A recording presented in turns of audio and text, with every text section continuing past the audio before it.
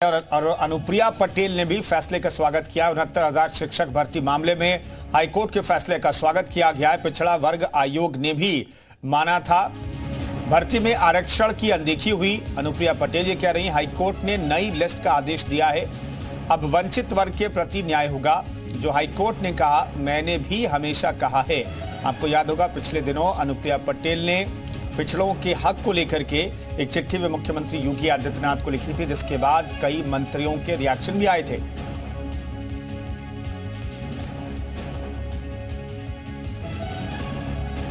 इधर सुभाषपा महासचिव अरुण राजभर का पोस्ट भी आ गया है। 69,000 शिक्षक भर्ती पर किया है पोस्ट। हाईकोर्ट के फैसले का स्वागत है। अरुण राजभर ये कह रहे हैं, पिछड़ा आयोग ने भी मानी थी गड़बड़ी, भर्ती में आरक्षण का पालन नहीं किया गया, अब वंचित वर्ग को न्याय मिलेगा। आरक्षण के साथ नई लिस्ट बनेगी।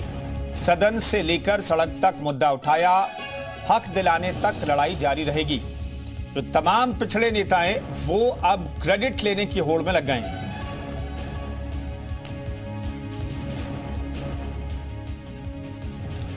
विशाल रघुवंशी हमारे सहयोगी इस खबर पर बातचीत करने के लिए लखनऊ से जुड़ रहे हैं। विशाल, सरकार के लिए तो बड़ा झटका है, लेकिन ऐसा लग रहा है कि पूरे मामले में क्रेडिट लेने की होड़ जो है विपक्ष और सत्ता पक्ष के अंदर भी है। देखिए, बिल्कुल आप देखिए 69,000 शिक्षक भर्ती मामले को लेकर भले ही कोर्ट ने आदेश दिया हो और कोर्ट में लगातार जो है तमाम अभ्यर्थी जो है वो इस पर दलीलें देते रहे हों, इसमें जो तमाम संशोधन है उसको करके जो है नए तरीके से आरक्षण करके नई सूची जारी करने का आदेश जो है कोर्ट ने दिया। ये पूरा मामला जो है 13 अगस्त को कोर्ट ने आदेश दिया था, कल इसके आदेश की कॉपी जारी हुई थी। ऐसे में आपको बता दें कि इस पूरे मामले को लेकर अनुप्रिया पटेल हों, केशव प्रसाद मौर्य हों, अखिलेश यादव हों, ओम प्रकाश राजभर के बेटे अरुण राजभर हों, सभी ने जो है ट्वीट करके जो है होल्ड लेने की कोशिश जो है वो करते नजर आए हैं। और आप देखिए लगातार अब इस पर आरोप और प्रत्यारोप का दौर भी शुरू हो गया, क्योंकि ये मामला ऐसा है जो सीधे तौर पर आरक्षण से जुड़ा मामला है। और इसी वजह से इस बारे में कहा जा रहा है कि इस पूरे मामले को लेकर जहाँ सरकार बैकफुट पर नहीं जाना चाहती है, तो वहीं पर विपक्ष जो है इस पूरे मामले को लेकर सरकार को जो है कहीं से भी जो है चैन से नहीं रहने देना चाहता है। विपक्ष लगातार जो है सरकार को घेरते हुए नजर आएगा, तो इसलिए अखिलेश यादव के ट्वीट को इस तौर पर देखा जा रहा है। इसके साथ साथ आपको बता दें केशव प्रसाद मौर्य का ये ट्वीट आया है। इससे पहले भी भर्तियों को लेकर अनुप्रिया पटेल जो सहयोगी दल हैं एनडीए की, अपना दल एसपी, तो उन्होंने भी जो है भर्तियों के सवाल खड़े किए थे। लेकिन सबसे पहले आपने देखा होगा कल जब कोर्ट का फैसला आया तो उनका ही ट्वीट आया। तो ये तमाम ऐसी चीज़ें हैं जो साफ कर रही हैं कि जो आपसी जो प्रतिद्वंदता है वो भी बढ़ती नजर आ रही है। और इस पूरे मुद्दे को विशाल गड़बड़ी किस स्तर पर हुई, अपने विशाल दर्शकों बताइए, गड़बड़ी किस स्तर पर हुई और कितने लोगों की नौकरी पर खतरा मंडरा रहा है? क्योंकि करीब 4 साल भर्तियों को हो गया है, कितने ऐसे लोग हैं जिनकी नौकरी पर खतरा मंडरा रहा है?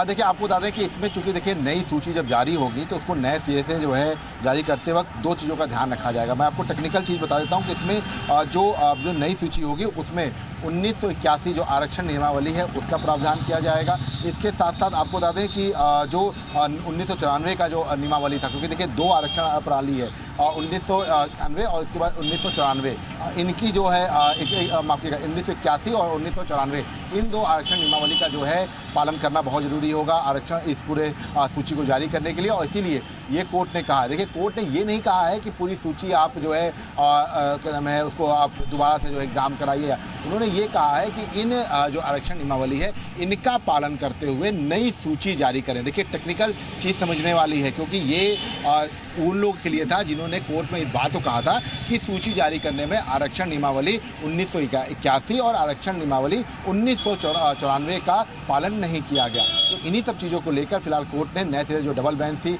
उसने इस बात का जिक्र किया है। विशाल, इस पूरे मामले पर 69,000 शिक्षक भर्ती के मामले पर अखिलेश यादव की पार्टी हो, पूरा विपक्ष हो, निशाना साधता रहा है। कुछ छात्रों ने भी विरोध किया। मैं समझना ये चाहता हूं, दर्शक भी समझना चाहते हैं कि सरकार कह रही थी भाई आरक्षण नियमों का पालन हुआ है, तो ये जो 2 नियमावली 81 और 94 या 98 उनका पालन की बातें सरकार भी कहती रही, लेकिन कोर्ट में ये साबित क्यों नहीं हो पाया कि आरक्षण नियमावली का पालन करते हुए लिस्ट जारी की गई थी? देखिए बिल्कुल ये आपने बहुत सही बात पूछी है कि कोर्ट में आखिरकार साबित क्यों नहीं हो पाया। तो आपको बता दें कि टेक्निकली चीज़ पे जब कोर्ट में इस बात को तर्क रखा गया, जब डबल बेंच में ये पूरा मामला गया तो उसमें इस बात को पूछा गया कि क्या आपने जो शिक्षा विभाग की तरफ से जो सूची जारी हुई थी उनसे पूछा गया कि क्या आपने नियमानुसार जो सूची जारी की है उसका प्रावधान आपने चेक किया था। इस पर कोर्ट में जवाब दिया गया कि हाँ, हमने जो है नियमितता जो जितना भी नियम होता है उनका पालन किया, उसके बाद सूची जारी की।